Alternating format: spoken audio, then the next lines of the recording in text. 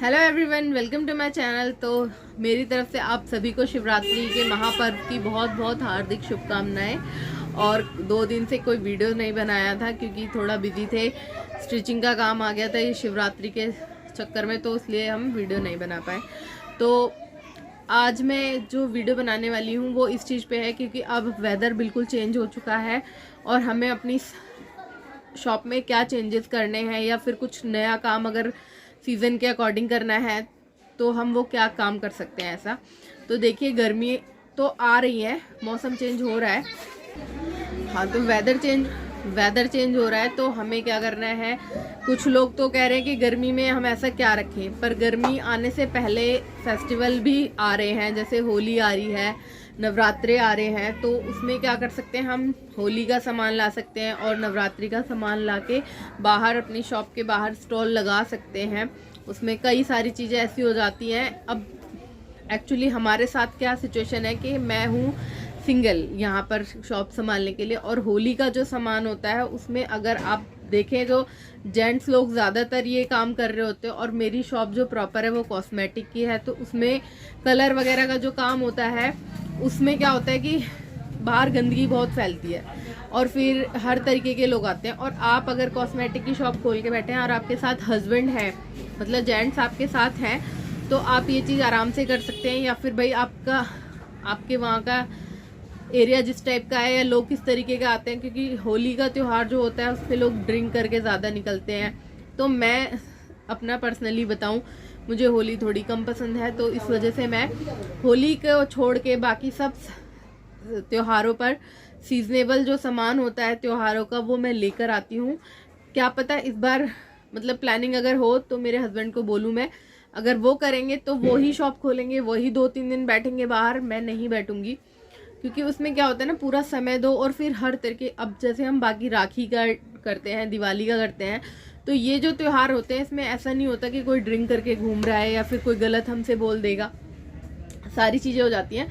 तो हाँ जी, अगर आप कर सकते हैं तो आप जाइए मार्केट और होली का सामान लाइए, नवरात्रे का सामान लाइए और अपनी शॉप के बाहर बढ़िया से स्टॉल लगाइए, आपके यहाँ की जो भी मार्केट होगी। और कुछ लोग कहते हैं कि सदर से ही लें, भाई दिल्ली वाले हैं तो मोस्टली सदर से ही लेंगे, पुरानी दिल्ली से लेंगे सामान और अपने आसपास के सप्लायर से लेंगे। मगर बाहर के लोग प्रेफर कीजिए कि अपने वहीं से सामान लें, परचेजिंग अच्छी करें और अच्छे से सामान बेचें और अच्छी हैप्पी होली को हैप्पी होली बना के अपना प्रॉफिट भी कमाएं उस सामान में। क्योंकि इन चीज़ों में जो हम बाहर का जो सामान लगाते हैं इनमें प्रॉफिट अच्छा होता है, आपका सामान बिकता भी है। प्लस अगर हम काम कर रहे हैं तो हमें ये भी नहीं सोचना चाहिए कि सारा बिकेगा या नहीं बिकेगा। जो माल नहीं बिकता है, जो बच जाता है, वो समझ लीजिए आपका थोड़ा प्रॉफिट में ही उसको माना जाएगा, ताकि अगली साल आप उसमें थोड़ा सा सामान और ऐड करके उसको भी सेल कर दीजिए। क्योंकि चीज़ों का कुछ पता नहीं होता, कलर, पिचकारियाँ ये कभी ख़राब होने वाले नहीं होते, इनको अच्छे से कार्टून में पैक करके रखिए तो ये ख़राब नहीं होते। तो आगे आप नवरात्रि में भी ऐसे ही कर सकते हैं। देखिए, मेरा खुद का एक्सपीरियंस है, मैं श्रृंगार का सामान भगवान जी का सेल करती हूँ। अगर आप बोलेंगे तो मैं उसके ऊपर भी वीडियो बनाऊँगी। मेरे पास गोपाल जी का सारा सामान होता है, माता रानी का भी सारा सामान होता है। तो मैं नवरात्रों की उनका स्टॉल लगाती हूँ, प्लस मेरी जो पोशाकें हैं वो बराबर सेल होती हैं। और मैं आपको दिखाऊंगी कि मैं कितनी अच्छी क्वालिटी की पोशाकें बेचती हूँ भगवान जी की, आपने देखी भी होंगी, मेरे पीछे लगी हुई है, देखो ये देखिए। और इनकी कुछ स्पेशल बात भी है जो वो मैं आपको, अगर आप बोलेंगे कमेंट करके तो मैं दिखाऊंगी कि हाँ जी मैं कैसी पोशाकें लेती हूँ, कहाँ से लेती हूँ, वो मैं आपको बताऊंगी। मैं सारा सामान भगवान जी के श्रृंगार का सदर से नहीं लेती हूँ क्योंकि वहाँ पर उतनी अच्छी क्वालिटी मुझे नहीं समझ में आती। अपनी अपनी पसंद की बात है, मुझे नहीं अच्छा लगता वहाँ का सामान, तो मैं नहीं लेती वहाँ से। हाँ, मैंने और जगह ढूंढ रखी है जहाँ से मुझे अच्छा सामान मिल जाता है और मेरे कस्टमर को भी बहुत पसंद आता है।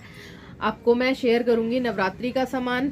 अगर मैं मार्केट जाके होली का सामान लेकर आई तो मैं वो करूँगी, क्योंकि अगर मेरे हस्बैंड मानते हैं बाहर बैठने के लिए तो ही मैं लाऊंगी, अदरवाइज़ मैं नहीं लेकर आऊँगी। और आप जाइए, सामान लेकर आइए, और आपके घर में कोई बड़े बुजुर्ग हैं तो उनके साथ भी जा सकते हैं और उनको भी बिठा सकते हैं, क्योंकि हर घर में तो लेडीज़ नहीं बैठती ना शॉप पर। तो बड़े बुजुर्गों को, जैसे पापा हो गए, कोई भी घर में बड़ा है, तो आप उनको बोल सकते हैं कि आप बैठ जाइए, दुकान संभालिए, हम सामान ला के दे देंगे। तो ये भी एक अच्छा तरीका है, बड़ों का माइंड थोड़ा डाइवर्ट होता है, उनको भी अच्छा लगता है 4 पैसे उनके हाथ में आ रहे हैं। तो आप ये चीज़ कर सकते हैं। और गर्मियाँ जब आएंगी तब गर्मियों के लिए बताएंगे, अभी गर्मियाँ नहीं आई हैं, गर्मियों से पहले भी फेस्टिवल है। ठीक है, तो आज का मेरा आपको ये छोटा सा वीडियो पसंद आया हो तो प्लीज़ मेरे चैनल को लाइक कीजिए, शेयर कीजिए, सब्सक्राइब कीजिए। Thank you for watching, bye bye.